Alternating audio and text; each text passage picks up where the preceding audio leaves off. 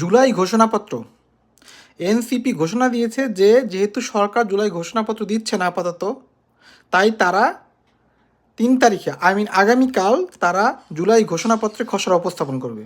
এখন আপনাকে বুঝতে হবে যে জুলাই ঘোষণাপত্রটা কেন জরুরি। কারণ এই যে যে গণ অভ্যুত্থানটা হয়েছে, যেটা নাহিদ, আসিফ, সার্জিস ওরা সম্মুখে ছিল, এটা তো এখনও কোনো সাংবিধানিক ভিত্তি নাই।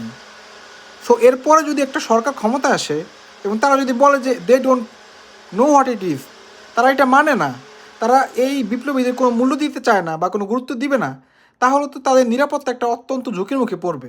কারণ আওয়ামী লীগ এমনিতেই তাদের উপর খেপা, বাইরের দেশ থেকে কেমন করতেছে। সো তাদের এই বিপ্লবের যদি একটা সাংবিধানিক ভিত্তি না থাকে, তাহলে তাদের জন্য তাদের অস্তিত্ব টিকিয়ে রাখা কঠিন হবে। সো আমি মনে করি যে এটা অবশ্যই যৌক্তিক এবং জুলাই সনদ এবং জুলাই ঘোষণাপত্র দুইটাই ঘোষণা দেওয়া উচিত যত দ্রুত সম্ভব।